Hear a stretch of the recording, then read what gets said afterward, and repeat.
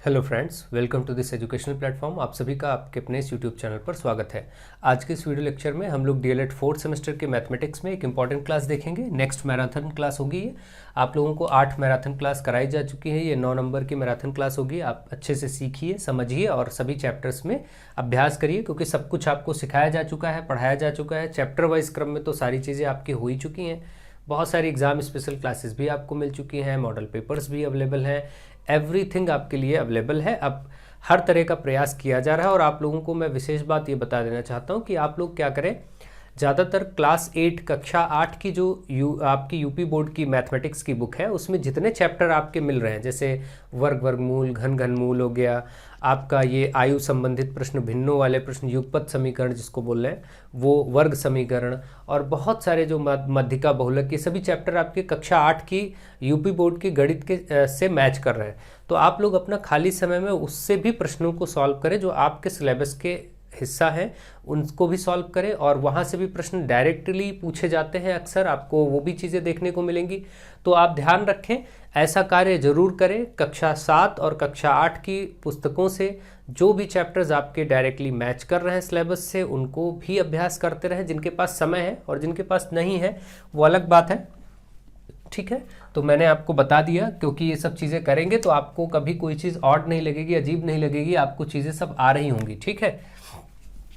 चलिए, अब देखिए यहाँ पर बोला गया निम्न में कौन सी परिमेय संख्या 3/5 तथा 4/5 के मध्य नहीं आती है। देखिए 3/5 एक हो गया और एक हो गया 4/5, ये दो संख्या है, इनके बीच में कौन सी संख्या नहीं आती, तो इनका लगभग मान हम चेक कर लेंगे।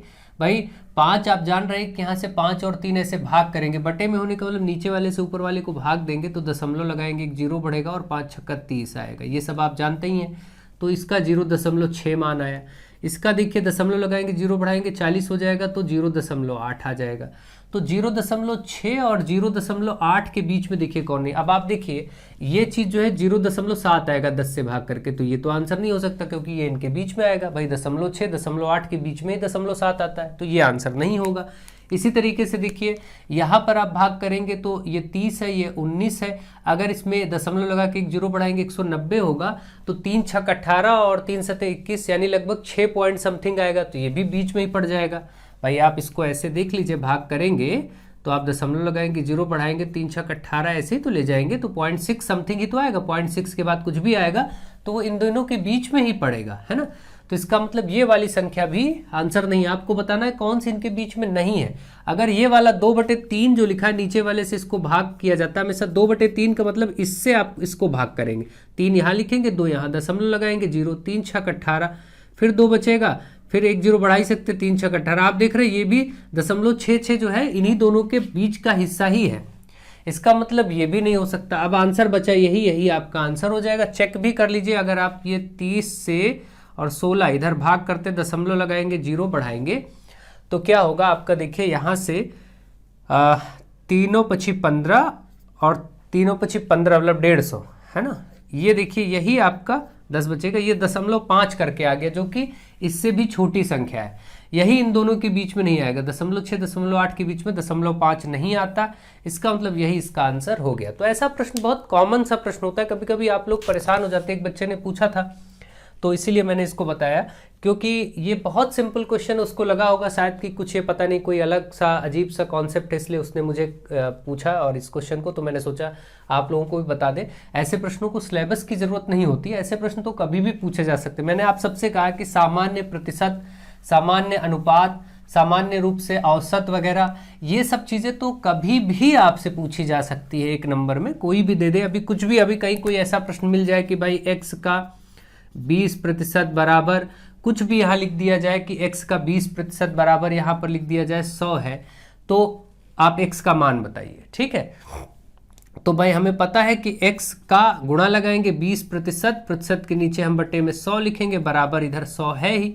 अब ये 100 उधर जाएगा तो क्या हो जाएगा, x गुणे 20, ये 100 उधर जाएगा तो इस 100 के साथ गुणा ही हो जाएगा। देखिए ये 100 उधर पहले से है, ये वाला 100 भी उसके साथ गुणा हो जाएगा, 100 गुणे 100 हो जाएगा उधर। और ये 20 अब क्या करेंगे, इसके नीचे बटे में लाएंगे अगली बार, है ना। अब x का मान आपको बताना था, तो भाई 100 गुणे 100, तो ये है ही इधर, और ये 20 बटे में आ जाएगा, 20 एकम 20, 20 पंचे 100। आप देख रहे हैं यहाँ पर 500 आ गया, है ना। तो इसका मतलब वो संख्या 500 थी। ऐसे कुछ भी प्रश्न आपसे पूछे जा सकते हैं। इस तरीके के अगर बेसिक क्वेश्चंस कहीं पर अगर बन जाते हैं तो ऐसा नहीं है कि आप उसका प्रतिशत ना बता पाएं या भिन्न में और प्रतिशत में, ये सब चीज़ें डिफरेंस छोटी छोटी चीज़ें होती हैं, अक्सर आपको बताना चाहिए। आगे मैं पढ़ाऊंगा सब कुछ, आप ये वाला एग्जाम हो जाने दीजिए, फिर तो आगे सब कुछ पढ़ाया जाएगा यूपी टेट सी टेट के पॉइंट ऑफ व्यू से और बहुत सारी चीज़ों से। ये क्वेश्चन देखिए यहाँ पर दिया गया है, यहाँ पर बोला गया है 1 घनमूल का चिन्ह है और फिर अगला फिर घनमूल अंदर भी लगा हुआ और 343 343। आप सभी को मैंने बोला था कि आप 1 से 15 तक लगभग घन याद रखिए संख्याओं के। जैसे 1 का घन 1 गुणे 1 गुणे 1 करके आएगा, 1 1 कम 1 ही आएगा। 2 का घन आप सभी जानते हैं 2 गुणे 2 गुणे 2 करके 8 आएगा, 2 दूनी 4 दूनी 8। ऐसे 3 का घन आप सभी जानते हैं 3 गुणे 3 गुणे 3 करके 27 आएगा।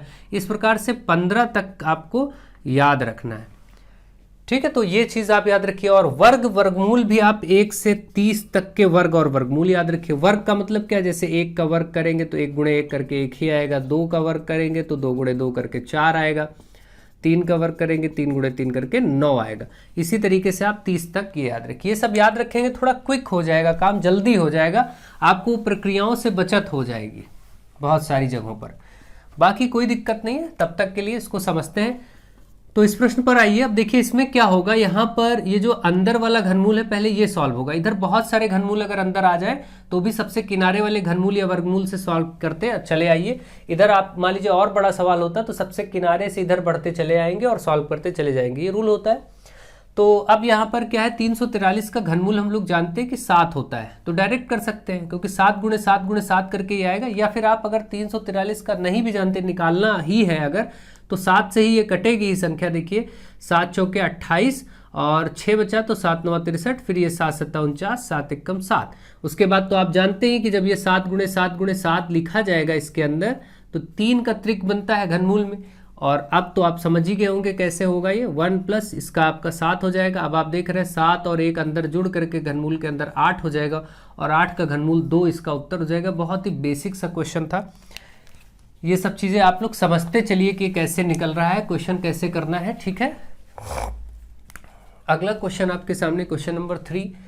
यहाँ पर वर्गमूल में 16/49 है और बराबर में x/49 है। तो इसको आपको सॉल्व करना है। तो सबसे पहले यहाँ वर्गमूल है, ऐसा मत करिएगा 49 से 49 काट दीजिए क्योंकि इस पे वर्गमूल लगा हुआ है। 16 का वर्गमूल 4, 49 का वर्गमूल 7 है ना। वर्गमूल निकालना आप जानते हैं, 4 चौके 16, 7 7 49 और इधर x/49। अब जब दो भिन्नें बराबर में लिखी जाती है तो हमेशा वज्र गुणन करके सॉल्व किया जाता है। तो 4 के साथ ये 49 गुणा हो जाएगा और 7 उधर जा करके x के साथ गुणा हो जाएगा, ठीक है। अब ये 7 इधर लाएंगे क्योंकि हमें x निकालना है, तो x के साथ जो कुछ है उसको हटाना पड़ेगा। इसको हटाएंगे इधर गुणे में तो इधर बटे में आ जाएगा। तो 4 गुणे 49 ये है ही, बटे में ये 7 हो जाएगा। तो आपका ये x 7 एकम 7, 7 7 49। आप देख रहे हैं 7 चौके 28 x का मान आ गया। यहाँ से 28 आपका उत्तर हो गया। ऐसे प्रश्न ऑब्जेक्टिव में मिल सकते हैं या एक एक नंबर में आपको मिल सकते हैं अति लघु के रूप में, ठीक है। तो ये भी हो गया। नेक्स्ट क्वेश्चन आपके सामने है, रूट में 60, रूट में ही 15 माइनस रूट में 135 135 और बराबर रूट में x। तो x बताना है, ठीक है। देखिए यहाँ पर आप क्या करिए, ऐसे प्रश्नों में आपको जो ये रूट के अंदर संख्याएं दी होती हैं इनका आपको लासा तो लेना ही होता है। जैसे 2 से 30 दूना 60 होता है, 15 दूना 30 होगा, 2 से कर पाएंगे आप, 2 तीनों पची 15 और 5 एकम 5, ये सब करना आपको आता है। अगर मैं इसको इसके अंदर लिखता हूँ ऐसे, देखिए 2 गुणे 2 गुणे 3 गुणे 5, ठीक है। वैसे तो हम इसको यहीं भी कर सकते हैं लेकिन ठीक है ऐसे लिख देते हैं, चलिए समझने के लिए। 15 का फैक्टर 3 गुणे 5 होगा तो 3 गुणे 5 लिखने की जरूरत नहीं क्योंकि कोई जोड़ा बनेगा नहीं भाई। वर्गमूल में वही संख्या काम की है जिनका पेयर बन जाए, जिनका जोड़ा बन जाएगा वो बाहर हो जाते। जैसे इसका जोड़ा बन गया, ये बाहर निकाल ली जाएगी। यहाँ कोई जोड़ा 3 गुणे 5 आएगा, कुछ बनेगा नहीं, तो इसको 15 का 15 ही रहने दीजिए। 135 में इसी तरीके से आप करेंगे तो 3 से करेंगे 3 गुणे 3 गुणे 3 गुणे 3 गुणे 3 गुणे 5 ये आएगा और बराबर ये रूट x। क्योंकि देखिए 15 9 135 होता है, इस बिहाफ पे मैंने सोच करके इसको फैक्टर कर दिया, नहीं तो ऐसे करके भी आप करेंगे तो यही आएगा, ठीक है। अब देखिए यहाँ से इसका जोड़ा बनेगा तो जो ये पेयर बना 2 ये तो बाहर हो जाएगा और अंदर 5 3 15 बचा रह जाएगा, प्लस ये रूट 15 ऐसे ही लिखेंगे, माइनस यहाँ से 3 बाहर हो जाएगा, यहाँ फिर 5 ते 15 बचा रह जाएगा और बराबर रूट का x। अब आप देख रहे हैं यहाँ पर सभी के सभी रूट 15 में ही दिखाई पड़ रहे हैं, ठीक है। तो ये आपस में जुड़ घट सकते हैं। भाई जैसे मैं आपसे कहूँ रूट 15 में रूट 15 जोड़िए तो कितने बार रूट 15 हो गया, 2 रूट 15 हो गया, ऐसे जुड़ जाता है। अगर मैं कहूँ कि ठीक है रूट 15 है आपका 4 बार और इसमें से आप 1 रूट 15 हटा दीजिए तो आप देखेंगे 4 बार रूट 15 में से 1 बार हटेगा तो 3 रूट 15 बच जाएगा। समान रूट की संख्याएं आपस में जुड़ घट सकती हैं, कोई दिक्कत नहीं। जिस प्रकार से आप x वाले टर्म में से x वाला टर्म घटाते हैं वैसे भी समझ सकते हैं। तो अगर अब हम यहाँ देखें तो 2 बार रूट 15 और ये 1 बार रूट 15 कितनी बार हो गया, 3 बार रूट 15 और माइनस का ये भी 3 बार रूट 15 बराबर रूट x। ये 3 बार रूट 15 में से 3 बार जाएगा, 0 ही बचेगा रूट x। तो अब x जब ये 0 आ गया तो सब ये x का मान 0 ही हो जाएगा, इसमें कुछ करने की ज़रूरत नहीं है, ठीक है भाई। अब 0 है तो रूट भी उस पर आएगा तो उधर 0 ही निकल जाएगा, उसमें कुछ करना ही नहीं है, ये हो गया, ठीक है। इस प्रकार से ये आपका आंसर हो गया। यहाँ से कुछ भी और सोचने की ज़रूरत नहीं है। अगर ये आपका यहाँ पर प्लस होता, जैसे यहाँ पर ये मान जो है प्लस में होता है, ये आपका मान लीजिए ये भी प्लस होता, यहाँ से अब छोड़ दीजिए ये वाला प्रश्न आप आगे। अब इसको केवल यहाँ से देखिए, अगर प्लस होता तो क्या करते, 2 रूट 15 और 1 रूट 15 3 रूट 15 और ये भी मिल करके 6 रूट 15 हो जाता, 6 रूट 15 बराबर रूट x। तो अब हम कैसे सॉल्व करते, अगर कुछ ऐसा बनता तो हम दोनों पक्षों में वर्ग करते। रूट हटाने के लिए दोनों पक्षों में वर्ग करना पड़ता है, ये भी ध्यान रखिए बात को। तो अब क्या होगा, अब यहाँ पर होता तो 6 का वर्ग 36 हो जाता और रूट 15 का केवल 15 हो जाता। भाई रूट 15 इंटू रूट 15 15 ही होता और रूट x पर से वर्गमूल हट जाता। जब भी कभी किसी रूट वाली संख्या का वर्ग किया जाता है तो वो रूट और स्क्वायर जो लगा होता है ये आपस में कैंसिल हो जाता है, x ही आ जाता है, ध्यान रखिए। तो इस तरीके से इसको आप गुणा कर देंगे तो फाइनल आंसर हो जाता है। अगर ऐसा कुछ बनता, मैंने इसलिए बता दिया कि ऐसे प्रश्न इस प्रकार भी बन सकते हैं कि फाइनली बाद में कुछ और बचा रह जाए तो आप उसको सॉल्व कैसे करेंगे, ठीक है। अगर कभी ऐसे ही प्रश्न आ जाए कि भाई रूट x बराबर 3 रूट 2 तो x का मान बताइए, अब क्या करेंगे। तो एक तरीका तो ये दोनों पक्षों में वर्ग कर दें या इस वर्गमूल को इधर वर्ग हो जाएगा। भाई जो चीज़ वर्ग होती है वो दूसरी तरफ वर्गमूल बन जाती है, तो जो वर्गमूल है दूसरी तरफ वर्ग कर सकते हैं। या सामान्य तरीके से और करें कि कभी भी दो पक्षों में वर्गमूल लगा हो तो दोनों पक्षों में वर्ग कर दिया जाता है। ऐसे वर्ग करने का फर्क ये होता है कि ये जो वर्ग है घात 2 और ये वर्गमूल हट जाता है तो x बचेगा। यहाँ से जब वर्ग करेंगे 3 का वर्ग 9 हो जाएगा, रूट 2 का 2 ही हो जाएगा, क्योंकि रूट 2 का जब वर्ग होगा तो रूट 2 गुणे रूट 2 और ये 2 ही आता है। ऐसी संख्या रूट 3 गुणे रूट 3 तो 3 ही आता है। ये सब मैं आपको बता चुका हूँ। तो x बराबर 18 यहाँ आ गया। अगर ऐसे प्रश्न कभी आ जाए तो, है ना, ठीक है। आई होप आप इसको समझ सकते हैं। एक एक नंबर में कोई भी चीज़ पूछी जा सकती है और कोई बात नहीं। जैसे कभी ऐसे प्रश्न आ जाए कि भाई 7 है और करणी में यहाँ पर 5 है और आपसे कहा जाए इसका घातांक रूप क्या होगा, तो 7 पर कोई भी करणी, जो करणी हो, जैसे यहाँ 5वां मूल है तो 1/5 हो जाएगा। यहाँ पर 7 पर 1/5। ये मैंने आपको कई बार बताया कि अगर किसी संख्या पर रूट है, जैसे 5 पर रूट है, तो स्क्वायर रूट का मतलब या वर्गमूल का मतलब होता है घात में 1/2। अगर किसी संख्या पर मान ली 5 ही है, यहाँ पर क्या है घन मूल है, तो उसका मतलब घन मूल चिन्ह का मतलब होता है 1/3। अगर कोई संख्या जैसे मान लीजिए 7 दिखे तो इस पर 5वां मूल था तो 1/5। ऐसे कोई भी संख्या पर कोई भी मूल हो, यहाँ n लिख देता हूँ, कोई भी मूल संख्या 5, 7, 11, कोई भी 11वां मूल हो, 8वां मूल हो, तो बस उस संख्या पर 1/, के रूप में वो आ जाएगा। ठीक है, ये घातांक रूप है। और कभी घातांक रूप दिया हो तो करणी रूप भी बना सकते। जैसे कभी आपसे कहा जाए कि 8 पर घात है 1/5, इसका करणी रूप बताइए। मान लीजिए एक नंबर ऑब्जेक्टिव में आ गया 8 पर 1/5 का करणी या मूल रूप बताइए, तो क्या होगा 8 पर कौन सा मूल आएगा 5वां, यहाँ ये ऐसे करणी में आ गया, देखिए। ठीक है, ऐसे छोटे छोटे प्रश्न एक नंबर में आ सकते हैं, बन सकते हैं। ठीक है, ध्यान रखिए। तो आपको ये सब चीजें समझते हुए आगे बढ़ना है। नेक्स्ट क्वेश्चन नंबर 5, दो वृत्तों की त्रिज्याओं का अनुपात 2:3 है। दो वृत्तों की त्रिज्या मतलब R1/R2, अनुपात का मतलब बटे में लिख सकते हैं, 2:3 है तो 2/3 लिख लिया।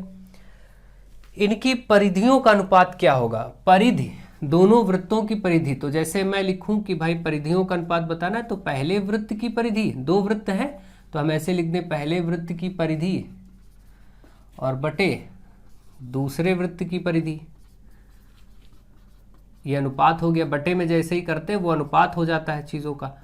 और पहले वृत्त की परिधि का सूत्र होता है 2πr, तो पहला वृत्त है हम r1 कह दें और इसका होगा 2πr2 कह देंगे। ठीक है, ये आपका दोनों वृत्त की परिधियों का सूत्र हो गया।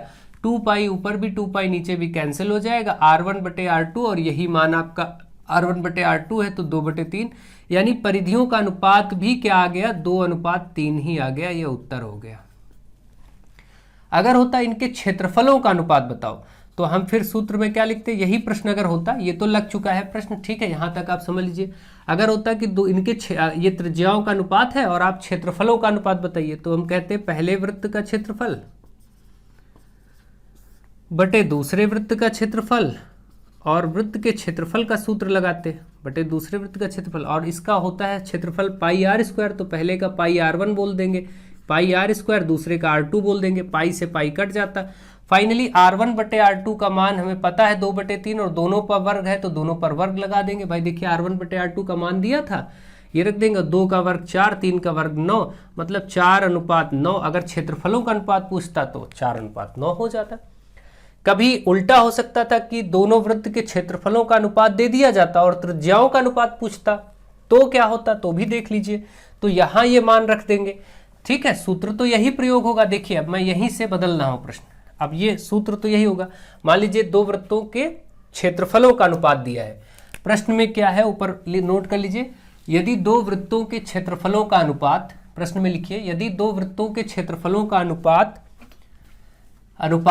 16:25 है, यदि दो वृत्तों के क्षेत्रफलों का अनुपात 16:25 है तो उनकी त्रिज्याओं का अनुपात बताइए। तो सूत्र तो यही लिखते पहले, यहाँ ऐसे ही मान रखते, पाई से पाई कट जाता, लेकिन अब की मान कहाँ रखेंगे, दोनों वृत्तों के क्षेत्रफलों का अनुपात दिया, इधर रखेंगे 16/25, और इधर होता पाई से पाई कट गया, ये वाला ऐसे रखेंगे, आप सूत्र ऐसे ही रखेंगे r1² बटे r2²। अब आपको त्रिज्याओं का अनुपात बताना है, तो देखिए 16/25 ये है ही, हम दोनों त्रिज्याओं पर अनुपात स्क्वायर लगा है, r1 बटे r2 लिख के ऐसे होल स्क्वायर कर दे, ये वर्ग इस पर क्या होगा, वर्गमूल हो जाएगा। अब आप देखिए साफ साफ r1 बटे r2 बराबर वर्ग इस पर क्या हो जाएगा, 16 और 25 पर वर्गमूल हो जाएगा। मैंने आपको बताया कि अगर वर्ग है तो वर्गमूल हो जाएगा इस पर, 16 का 4, 25 का 5, आंसर 4:5। ठीक है, ये त्रिज्याओं का अनुपात हो गया। r1 बटे r2 लिखे या r1:r2 लिखे, ये निकल के आ गया 4:5। ठीक है, इस प्रकार से आपको अच्छे से समझना है और करना है। तो ऐसे में कुछ भी प्रश्न बने, मैंने आपको बता दिया, थोड़ा सा हेर फेर करना आपको आना चाहिए बस, और कोई दिक्कत नहीं है। देखिए ऐसे ही घुमा सकते हैं, और क्या करेंगे। अगला प्रश्न है चक्रीय बिंदु किसे कहते हैं। देखिए चक्रीय बिंदु और चक्रीय चतुर्भुज, चक्री दोनों को मैं समझा देता हूं, कई बार बताया है। चक्रीय बिंदु वो सारे बिंदु होते हैं जो किसी वृत्त की परिधि पर हो, कितने भी बिंदु क्यों ना हो, अगर वो वृत्त की परिधि पर है, बाउंड्री पर है, तो वो सभी बिंदु चक्रीय बिंदु कहलाएंगे। जैसे मैं कहूं A B C D E और F, ये सभी चक्रीय बिंदु हैं। लेकिन अगर मैं यहाँ कहीं एक बिंदु लेता हूँ P, तो P चक्रीय नहीं है। इधर कहीं एक बिंदु लेता हूँ R, ये चक्रीय नहीं है।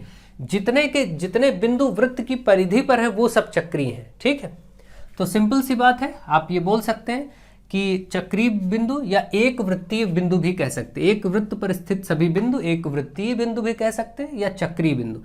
तो ये जो A B C D E F तक बिंदु आप देख रहे हैं, सभी वृत्त की बाउंड्री यानी वृत्त की परिधि पर है, और ऐसे सभी बिंदु जो वृत्त की परिधि पर होते हैं चक्रीय बिंदु कहलाते हैं। ठीक, पहली बात। अब आती बात फिर चक्रीय चतुर्भुज क्या है। देखिए चक्रीय चतुर्भुज में केवल 4 बिंदु ही आए, क्योंकि चतुर्भुज है ना, 4 बिंदु वृत्त की परिधि पर स्थित होंगे। मान लीजिए इनको मिलाकर के एक चतुर्भुज का निर्माण हो रहा होगा। ये जो चक्रीय चतुर्भुज ABCD आप देख रहे हैं, इसी को चक्रीय चतुर्भुज क्यों कहेंगे, क्योंकि इसके प्रत्येक शीर्ष बिंदु, इस चतुर्भुज ABCD के चारों शीर्ष बिंदु वृत्त की परिधि पर हैं, अतः यह चतुर्भुज चक्रीय चतुर्भुज कहलाएगा। इसका मतलब अगर पूछा जाए कि चक्रीय चतुर्भुज की परिभाषा लिखिए या चक्रीय चतुर्भुज किसे कहते हैं, तो आप लिखेंगे ऐसा चतुर्भुज जिसके चारों शीर्ष बिंदु वृत्त की परिधि पर हों। वो चक्रीय चतुर्भुज कहलाता है। ठीक है, और चक्रीय चतुर्भुज का विशेषता ये भी याद करिए, क्या बताया था, सम्मुख कोण या विपरीत कोण ए और सी, सम्मुख कोणों का योगफल 180 डिग्री होता है। ए और सी सम्मुख है या विपरीत है, बी और डी को सम्मुख या विपरीत कोण कह सकते हैं, इनका योगफल 180 होता है। ये सारी बातें आपको मैं बता चुका हूं। ठीक है, तो याद रखिए अच्छे से, कोई दिक्कत की बात नहीं है, कर पाएंगे आप इसको भी। ये छोटी छोटी बातें अक्सर पूछ ली जाती हैं। नेक्स्ट क्वेश्चन नंबर 7, 2 अंकों की एक संख्या का इकाई का अंक दहाई के अंक से एक अधिक है। काफ़ी दिन से इस टाइप के क्वेश्चन की डिमांड भी चल रही थी, तो मैं 2 अंकों वाली संख्याओं के 2-3 प्रश्न कराने का प्रयास करूंगा अभी। एक अभी कर लीजिए, फिर आगे देखते हैं। 2 अंकों की एक संख्या है का इकाई का अंक दहाई के अंक से एक अधिक है। देखिए, जब भी ऐसा प्रश्न है तो 2 अंकों की संख्या में इकाई और दहाई होगा ही होगा। जैसे कोई संख्या है 26, इकाई है, ये दहाई है, आप जानते। कोई 99 भी होगा तो इकाई दहाई। 2 अंकों की कोई भी संख्या होगी उसमें इकाई होगा, दहाई होगा, और तो कुछ हो नहीं सकता। तो हम अपने मन से यहाँ पर लिख लेंगे, माना इकाई का अंक, हम क्या करेंगे, माना इकाई का अंक x और दहाई का अंक y, इस प्रकार से मान लेंगे। 2 x और y 2 इसलिए भी मान रहे हैं क्योंकि आप में युगपत समीकरण है और ये युगपत समीकरण के अंतर्गत ही आता है। आप लोग कक्षा 8 की युगपत समीकरण चैप्टर पढ़ लीजिए, कक्षा 8 की गणित की किताब लीजिए, यूपी बोर्ड की हिंदी माध्यम की, वहाँ से युगपत समीकरण पढ़िए। वहाँ ये सब आपको भिन्नों के, आयु के बहुत सारे प्रश्न ऐसे दिए गए जो पिछले वर्षों में वहीं से प्रश्न पूछे भी गए हैं, तो उनको आप प्रिपेयर कर सकते हैं। ठीक है, तो चलिए फिर स्टार्ट करते हैं। यहाँ पर क्या था, तो हमने इतना मान लिया कि भाई इकाई का अंक ये है, दहाई का अंक है। अब आपको मैं एक चीज़ पूछता हूँ, फिर उस प्रश्न पर आता हूँ। आप बताइए, अगर कोई संख्या बनी है 37, तो ये कैसे बनी? कोई भी 2 अंकों की संख्या बनती कैसे है? कोई भी 2 अंकों की संख्या बनती है कि आप उसको कैसे लिखते हैं? इकाई का अंक क्या होता है, 7। ये इकाई का अंक तो है ही, इकाई मतलब 1 गुणे इकाई का अंक है ना। इकाई का अंक किसके गुणा हो जाता है? 1 से, और दहाई का अंक 10 से, सैकड़ा का अंक 100 से, ऐसे होता है। तो संख्या बनने का मतलब ये है कि ये 1 गुणे 7 हुआ होगा, और प्लस ये 10 से ये 3 गुणा हुआ होगा। मतलब दहाई का अंक 10 से गुणा, और दहाई का अंक 10 से गुणा, और इकाई का अंक 1 से गुणा करके तब ये 37 बना है। देखिए 10 ने 30, 7 37। कभी भी 2 अंक की संख्या ऐसे ही बनती। तो यहां पर हम यही करेंगे, अपने तरफ से संख्या बना लेंगे। आपने इकाई का अंक मान लिया, दहाई का अंक मान लिया, तो संख्या इसी प्रकार से बनाइए, 10 गुणे दहाई का अंक प्लस 1 गुणे इकाई का अंक। तो 1 जनरली गुणा करने की जरूरत ही नहीं होती, क्योंकि 1 तो आप देखते हैं 1 से गुणा करेंगे तो 7 का 7 ही रहेगा, तो 1 से चाहे गुणा करें चाहे ऐसे ही लिख दें। लेकिन यहाँ आपको दहाई वाले अंक को 10 से जरूर गुणा करना पड़ेगा, है ना। तो अब देखिए, अगर आप एक काम फिर से समझ लीजिए, अब ये तो समझ ही गए, फिर से नए सिरे से बता रहा हूँ। इकाई दहाई के अंक वाले प्रश्नों में आप इकाई का अंक मान लेंगे, दहाई का अंक मान लेंगे, और इसके बाद आप संख्या बनाएंगे। तो जब आप संख्या बनाएंगे तो संख्या बनती कैसे है? संख्या ऐसे बनती है कि भाई जो दहाई का अंक है उसको 10 से गुणा कर देंगे। दहाई आपने y माना है, अगर आपने x माना होता तो उसको 10 से गुणा करते हैं। हमने दहाई का अंक माना है y को, तो 10y, 10 का y से गुणा कर दिए, ये देखिए ये वाला, और प्लस लगाएंगे इकाई का अंक यानी x। ये आपकी संख्या हमेशा बनेगी। मुझे आशा है आप समझ गए होंगे कि ये संख्या बनती कैसे। ठीक है, इतना कार्य आप अपने मर्जी से करेंगे ऐसे प्रश्नों में। क्या? इकाई का अंक मान लेंगे, दहाई का अंक मान लेंगे, फिर संख्या बना लेंगे। संख्या कैसे बनेगा? 10 गुणे दहाई का अंक प्लस इकाई का अंक, बस इतना करके। ठीक है, अब आगे जैसा भी प्रश्न ने कहा होगा, प्रश्न में 2 शर्तें होंगी ऐसे प्रश्नों में, तो हम लिखेंगे पहली शर्त के अनुसार। पहली शर्त क्या है उसको देखते हैं। देखिए पहली शर्त यह है कि 2 अंकों की एक संख्या का इकाई का अंक दहाई के अंक से एक अधिक है। इकाई का अंक, तो इसने कहा है, देखिए मैं लिख के समझा देता हूं, इकाई का अंक बराबर है दहाई के अंक से एक अधिक, दहाई के अंक से प्लस एक अधिक, एक ज़्यादा, ऐसा लिख सकते हैं। आपको ऐसे लिखना नहीं, मैं समझाने के लिए लिख रहा हूँ। तो इसका मतलब जो स्टेटमेंट था मैंने ऐसे लिख लिया। अब आप देखिए इकाई का अंक क्या है x, ये बराबर है दहाई के अंक से एक ज़्यादा, दहाई का अंक y था, ये हो गया। तो इसका मतलब y को इधर लाएंगे, माइनस हो जाएगा, x माइनस वाई बराबर 1। ये पहला समीकरण आपका बन गया। ठीक है, अब इसमें दूसरी शर्त है, तो अब हम दूसरी शर्त को लिखेंगे। दूसरी शर्त क्या है? दूसरी शर्त पढ़ते हैं। दूसरी शर्त क्या कह रहा है? यदि संख्या अंकों के जोड़ के 5 गुने से 3 अधिक हो। देखिए साफ साफ कहा गया, संख्या क्या है? यदि संख्या बराबर हो क्या?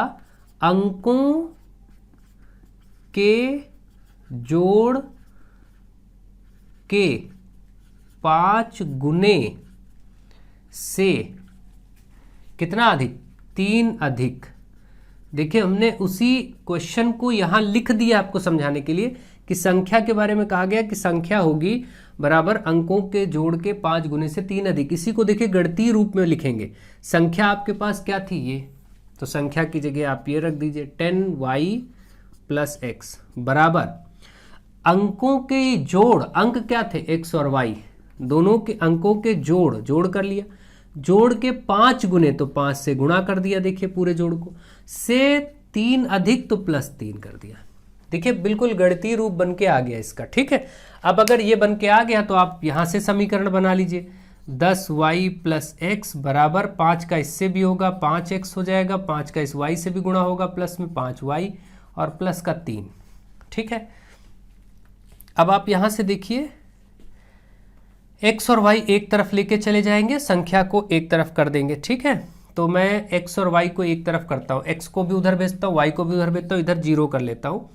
ये आपका 5x, या ऐसा कर लेते हैं इस संख्या को इधर ले आते हैं। चलो अगली बार में कर लेंगे, कोई दिक्कत नहीं। 5x इधर था ही पहले से, इस x को उधर भेजते हैं इस 5x के साथ, तो -x हो जाएगा।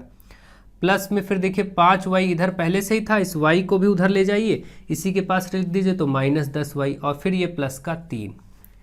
अब देखिए यहाँ बनेगा क्या?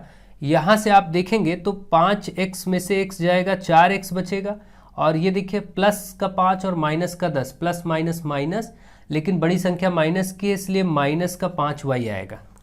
तो 4x - 5y, और ये +3 है, इसको इधर भेज दीजिए तो ये -3 हो जाएगा, है ना। इतना काम करेंगे। दूसरी भाई +3 को हम दूसरी तरफ भेज दें, संख्या को एक तरफ करते हैं, x और y को एक तरफ रखते हैं, तभी समीकरण बनता है। एक समीकरण ये बना और एक समीकरण ये बना। अब दोनों समीकरणों को मैं नोट करूंगा, बाकी सब कुछ हटा दूंगा। आप लोग स्क्रीनशॉट लेना चाहे ले लीजिए। समीकरण तैयार हैं, अब हम अपना कार्य करेंगे। चलिए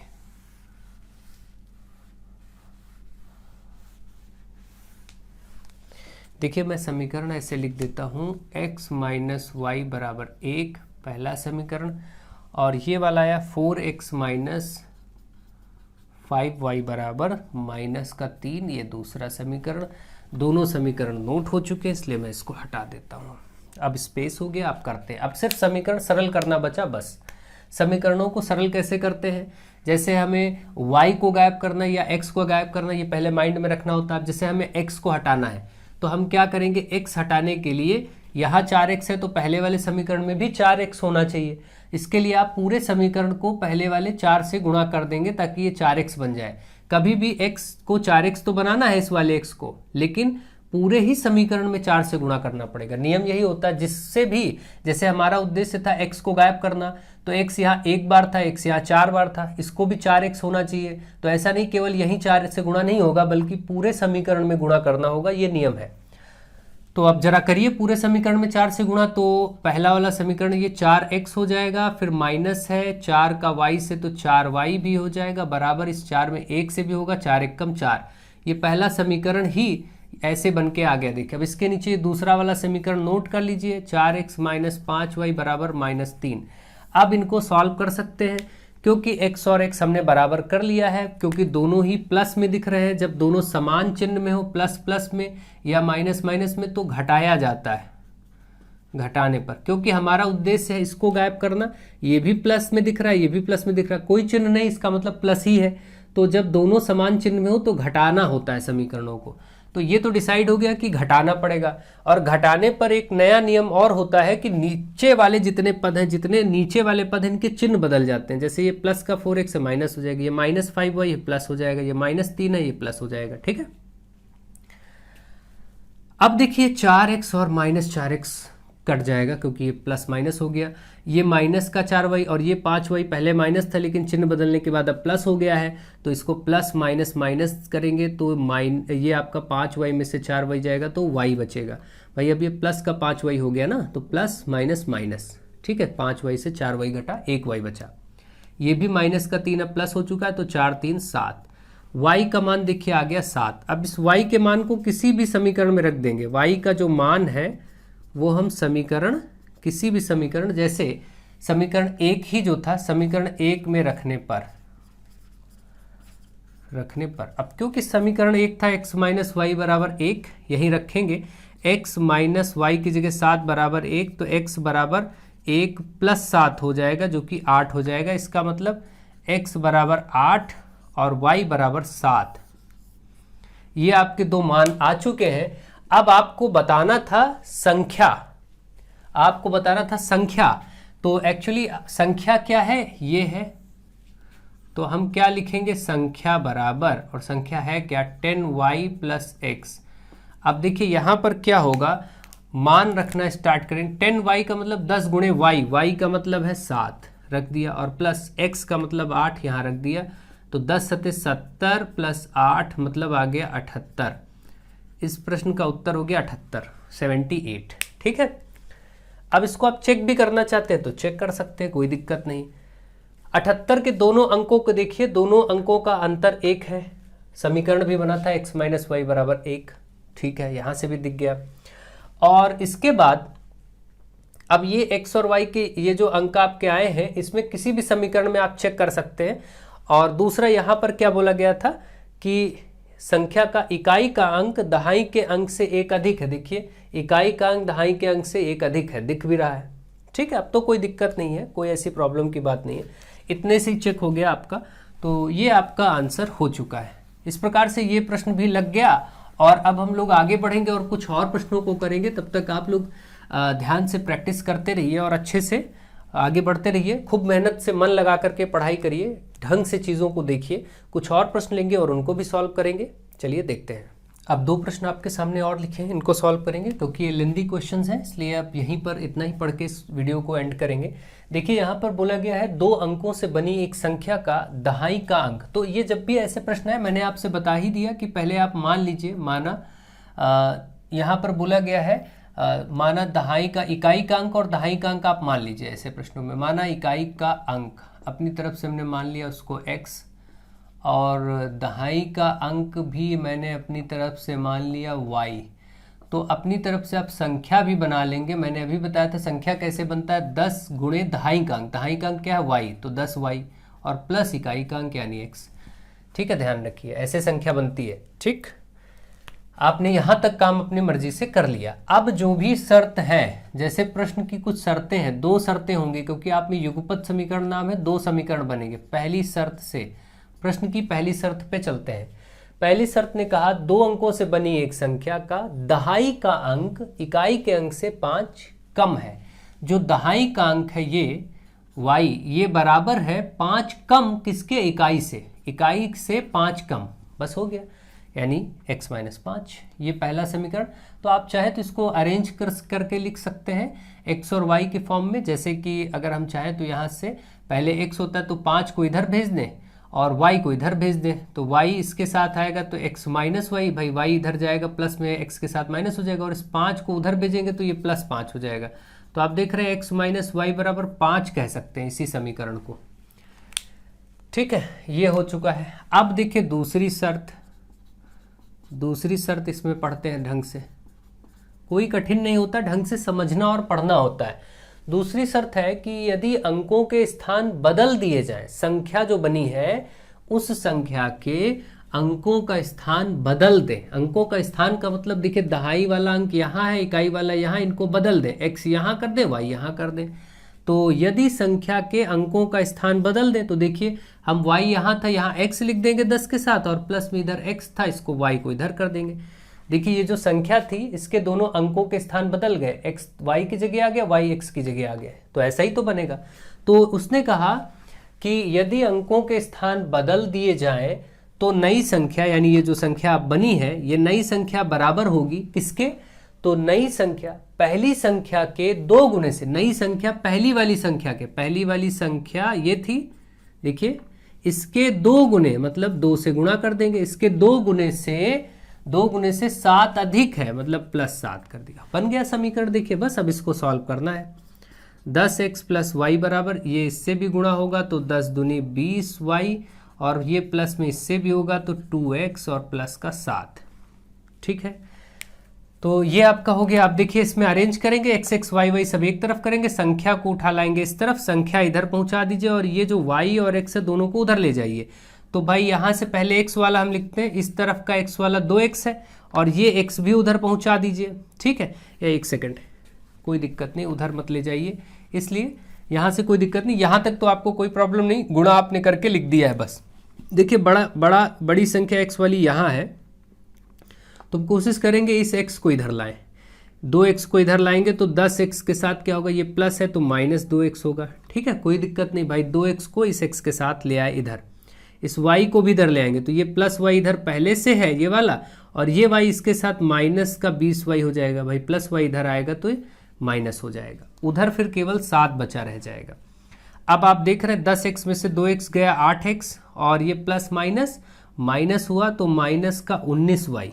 ठीक है भाई, प्लस माइनस 20y से 1y जाएगा 19y, लेकिन बड़ी संख्या के आगे माइनस, इसलिए माइनस का 19y बराबर 7। ये दूसरा समीकरण बना। दोनों समीकरण बनके तैयार हो गए हैं। अब बाकी मैं हटा रहा हूँ, आप लोग देख लीजिए, ताकि समीकरणों को ऊपर नोट करूँ और सॉल्व किया जाए। चलिए देखते हैं। ठीक है, तो जगह बनाते हैं।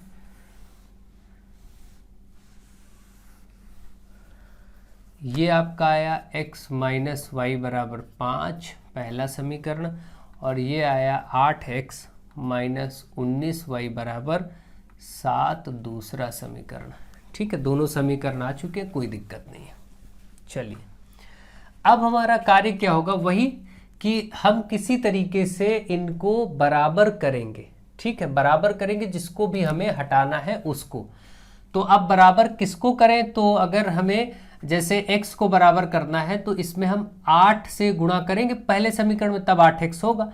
तो हम क्या करेंगे, इस पहले पूरे समीकरण में ही 8 से गुणा करेंगे ऐसे, तो बनेगा वो 8x। देखिए 8 से इसमें भी होगा 8x, -y में भी होगा तो 8y बराबर 8, 5 में भी होगा तो 8 पंचे 40। बाकी ये जो नीचे वाला समीकरण है इसके नीचे ऐसे ही नोट कर देंगे सरल करने के लिए, बाकी उसको ऐसे ही लिख दिया गया। अब जब ये दोनों पद बराबर हो जाते हैं, जिनको हमें विलोपन करना है, जिनको गायब करना है, तो जब ये बराबर हो जाते हैं तो इनको आप सोचेंगे कि कैसे हटाएं। जब दोनों समान है तो या तो घटाएं या तो जोड़ें। तो देखिए जब इनके चिन्ह समान हो, जैसे दोनों प्लस में है तो घटाया जाएगा, ये अगर दोनों माइनस में होते तब भी घटाया जाता, अगर चिन्ह विपरीत होते, एक प्लस और एक माइनस का, तो फिर जोड़ा जाता है, ध्यान रखिएगा। तो इन समीकरणों को क्या करेंगे, घटाने पर, अगर हम दोनों समीकरणों को घटाएंगे तो घटाने पर एक स्टेप और एक्स्ट्रा की जाती है, नीचे के सभी पदों के चिन्ह बदल जाते हैं। 8x ये प्लस में माइनस हो जाएगा, ये -19y है, ये प्लस का हो गया। अब ये -19y नहीं रहा, अब ये प्लस का 19y हो गया। 7 प्लस का दिख रहा है, ये माइनस हो गया। ये रूल है, जब घटाते हैं तभी, जोड़ने में ऐसा कुछ नहीं करते, लेकिन घटाने पर ये कार्य करना पड़ता है। ठीक, 8x और 8x आपका हट गया। अब देखिए प्लस माइनस माइनस, ये प्लस का हो गया है और ये माइनस, तो प्लस माइनस माइनस, 19 में से 8 जाएगा तो 11y बचेगा प्लस का, क्योंकि ये प्लस वाली संख्या बड़ी है। 19 में से 8 घट गया, 11y। ये भी देखिए प्लस माइनस माइनस, तो यहाँ बचा 33, 40 में से 7 गया 33, तो y निकलेगा 33/11, क्योंकि ये 11 गुणे में इधर जाएगा, बटे में होगा, 11 कम 11 33, तो y बराबर आ गया 3। अब ये y का मान किसी भी समीकरण में रख दीजिए, तो मैं y का मान समीकरण 1 में रख देता हूं। समीकरण 1 में रखने पर, जैसे ही समीकरण 1 में रखेंगे वो था x - y बराबर 5, इसमें y बराबर 3 रखेंगे 5, तो y माइनस, ये आप देख रहे हैं x बराबर माइनस का 3 5 के साथ जाएगा उधर, तो प्लस का 3 हो जाएगा। इसका मतलब x बराबर 5 3 8 आ गया। x आपका 8 आ चुका है, y आपका 3 आ चुका है, तो अब कोई दिक्कत नहीं। संख्या बतानी थी, संख्या तो ये थी हमने जो माना था। देखिए तो अब हम संख्या बताएंगे। संख्या हमारे पहले से थी 10y + x। देखिए संख्या यही आपने बनाया था स्टार्टिंग में, इसी में मान रख दीजिए 10 × y, y का मान है 3, और प्लस x का मान है 8, यानी 10 तियां 30 प्लस 8, इसका मतलब 38 वो संख्या हो गई उत्तर। पहले प्रश्न का आंसर 38, ये आंसर हो चुका है। ठीक है, अब आप मैच करना चाहे तो वो भी देख सकते हैं कि संख्या में कहा गया था कि 2 अंकों से बनी एक संख्या का दहाई का अंक, देखिए दहाई का अंक आपको दिख रहा 3, दहाई का अंक इकाई के अंक से 5 कम है। देखिए इकाई के अंक से 5 कम है, देखिए 8 से 5 कम करेंगे 3 ही आएगा। बिल्कुल सही, आपका ये आंसर हो चुका है। ठीक है, तो इस प्रकार से आप इसको भी कर लेंगे और समझ भी गए होंगे कि कैसे ऐसे प्रश्नों में अप्रोच की जाती है, कैसे समझा जाता है। ठीक है, नेक्स्ट क्वेश्चन नंबर 2। 2 अंकों की एक संख्या के दहाई का अंक इकाई के अंक का दूना है। फिर वही काम है, फिर वही सब प्रक्रिया है। देख लीजिए, लिखेंगे माना इकाई का अंक, इकाई अंक x, दहाई अंक अपनी तरफ से हमने y, तो संख्या हम अपनी तरफ से बना लेंगे। संख्या होता है 10 गुणे दहाई अंक मतलब y और प्लस इकाई अंक मतलब x। इतना काम अपनी मर्जी से करेंगे। अब आएंगे इसमें शर्तों पर, तो आते हैं पहली शर्त पर। पहली शर्त से, पहली शर्त क्या कह रहा है कि 2 अंकों की एक संख्या के दहाई का अंक इकाई के अंक का दूना है। मतलब दहाई वाला जो अंक है y, ये 2 गुना है इकाई के अंक का मतलब 2x। इसका मतलब y बराबर 2x हो गया पहला समीकरण। ये बहुत आसान था तो आसानी से हो गया। अब दूसरी शर्त लिखते हैं। दूसरी शर्त पढ़िए, यदि अंकों का स्थान बदल दिया जाए, फिर से वही हुआ, अंकों का स्थान संख्या में बदलिए, y की जगह x को करिए, x की जगह y को करिए, मतलब फिर हो जाएगा वो 10x प्लस y। जो संख्या थी इसमें x यहाँ आ गया, y यहाँ हो गया। अंकों का स्थान बदलने से ये नई संख्या प्राप्त हो गई। तो बराबर क्या बोला गया देखते हैं। कहा गया यदि अंकों का स्थान बदल दिया जाए तो जो नई संख्या है वो पहले से 36 कम हो जाएगी। नई संख्या पहले ये थी, पहले से क्या हो जाएगी 36 कम मतलब माइनस 36। 36 अधिक बोलता तो प्लस 36 करते बस। अब इसी को हम क्या करेंगे, अरेंज करेंगे, समीकरण बनाएंगे। तो अब लिखते हैं बराबर ये इधर 10y प्लस एक्स माइनस 36। अब x एक तरफ करते तो देखिए 10x है ही, इसके साथ ये वाला x इधर लाएंगे तो माइनस x हो जाएगा। ये प्लस का y इधर पहले से है, y भी इसके साथ ले आइए तो माइनस भाई ये वाला 10y इधर आएगा इसके साथ तो माइनस 10y हो जाएगा, और बराबर में उधर माइनस का 36 बचा रह जाएगा। 10x में से एक x गया 9x, और ये प्लस माइनस माइनस तो 10y में से एक y जाएगा तो माइनस का 9y, क्योंकि बड़ी संख्या के आगे माइनस इसलिए माइनस का 9y बराबर में माइनस का 36। ये आपका दूसरा समीकरण तैयार। तो आप ये एक यहाँ पर देख रहे हैं कि ये समीकरण देख रहे हैं, दोनों समीकरणों को नोट करता हूँ। वैसे यहाँ पर इस समीकरण को और आसान कर सकते हैं या यहीं से भी हल कर सकते हैं। देखिए आसान ये कर सकते हैं कि भाई 9 दोनों में यहाँ कॉमन है, हम 9 कॉमन ले लें तो यहाँ x बचेगा, यहाँ y बचेगा, और उधर माइनस 36। ये 9 कॉमन जो हुआ गुणे में है उधर जाएगा 36 के नीचे, तो माइनस 36 के नीचे 9 बटे हो जाएगा। 9 एकम 9, 9 चौक 36। इसका मतलब आप देख रहे हैं x माइनस वाई बराबर माइनस का 4। ये वाला लीजिए समीकरण 2। ठीक, ये वाले को हम समीकरण 2 ले लेते हैं। ठीक है, कोई दिक्कत नहीं, समीकरणों को मैं ऊपर लिख करके सॉल्व करा देता हूँ, कोई प्रॉब्लम की बात नहीं। या फिर आप ऐसा कर लीजिए, हाँ चलिए हटा लेते हैं, जगह ही बना लेते हैं। दूसरी शर्त हटा लेते हैं ये वाली, और ये समीकरण बना ही है। यहीं पर मैं दूसरा x माइनस वाई बराबर ये क्या आया है माइनस का 4, ये दूसरा समीकरण आया है। अब मैं इसको भी हटा देता हूँ। चलिए अब स्पेस हो गया, अब इसको सिर्फ सरल करना बचा बस। तो आप देखिए यहाँ पर y बराबर 2x है और यहाँ भी y लिखा है। हम ये y का मान यहाँ पर पुट कर देंगे। ये प्रतिस्थापन विधि से सॉल्व कर लेते हैं, ज़्यादा आसान हो जाएगा। जब y बराबर 2x है तो यहाँ y की जगह 2x रख दे दूसरी समीकरण में। भाई एक पहले समीकरण में y का मान 2x आया है, दूसरे समीकरण में इसको उठा के रख सकते हैं। तो दूसरा समीकरण x माइनस वाई, इस y की जगह पर हम क्या रख देंगे, उसका मान 2x, और बराबर में ये माइनस 4 है ही। तो ये प्लस माइनस माइनस, यहाँ से माइनस x बचेगा। भाई प्लस का minus, plus minus minus, 2x से 1x जाएगा, 1x बचेगा, लेकिन बड़ी संख्या के आगे माइनस इसलिए माइनस का x बचेगा, और इधर माइनस 4। जब दोनों तरफ माइनस हो तो माइनस कैंसिल, मतलब x बराबर 4। x आ गया 4, तो y बराबर 2x था ही, आप देख रहे हैं। यहाँ पर मान रख दीजिए 2x की जगह 4, तो y बराबर आ गया 4 दूनी 8। तो x बराबर 4, y बराबर 8। आपको बताना था संख्या आपने मानी क्या थी, 10y प्लस x। यहाँ पर मान रखेंगे 10y मतलब 10 गुणे y का मान है 8 और प्लस x का मान आया है 4। ठीक है, x का मान 4 है, रख दिया, 10 अठे 80 और प्लस का 4, ध्यान रखें 84। ये आपकी संख्या हो गई। ठीक है, इस प्रकार से आपको संख्याएं ज्ञात करनी है, कोई दिक्कत की बात नहीं। आई होप आप इनको बहुत अच्छे से समझ गए होंगे। अब ऐसे इकाई दहाई के अंक वाले प्रश्न आपको परेशान नहीं करने चाहिए। मेरा प्रयास था कि ये वाले आपको अच्छे से करा दिए जाए। कई बच्चे कमेंट में मुझे बार बार बोल रहे थे कि इकाई दहाई के अंक वाले प्रश्न करा दीजिए, तो मैंने इकाई दहाई के अंक वाले प्रश्न भी करा दिए हैं, अच्छे से करा दिए डिटेल में। आप लोग ढंग से पढ़िए, सीखिए। और जिन बच्चों को ज़्यादा फर्स्ट चैप्टर से लास्ट चैप्टर तक का एक साथ वीडियो में देखना है, तो वो लोग क्या कर सकते हैं, इतने सारे वीडियोस बने हैं, जा करके देखिए। मॉडल पेपर्स हैं, उनको बार बार देखिए, अगेन एंड अगेन। जो पहले आपको सब पढ़ाया गया है सब वही आएगा, कंप्लीट आपको बताया गया। अगर ज़्यादा बदलाव नहीं होता तो ऐसा नहीं है। ये क्लासेस जरूर इधर मैराथन के रूप में बहुत सारी ऐसी हों जो बहुत महत्वपूर्ण क्लासेस भी हैं, लेकिन ये सब चीज़ें पहले भी कॉन्सेप्ट में सिखाई गई हैं। बस ये और बात है कि अब प्रैक्टिस में कुछ नए तरीके से कुछ डिफरेंट क्वेश्चंस भी आपको लेके बताए जा रहे हैं। ठीक है, तो अभ्यास करने के लिए बहुत कुछ है। पूरा दिन पड़ा है आपके पास, 24 घंटे समय है, जितना समय मिले उतना पढ़िए, अध्ययन करिए। खूब कंटेंट है, स्टडी मटेरियल है चैनल पर, उसको पढ़िए, किताबों से पढ़िए। 6, 7, 8 की मैथमेटिक्स की यूपी बोर्ड हिंदी मीडियम की किताबों में जो चैप्टर आपके सिलेबस का हिस्सा हैं उनको देखिए।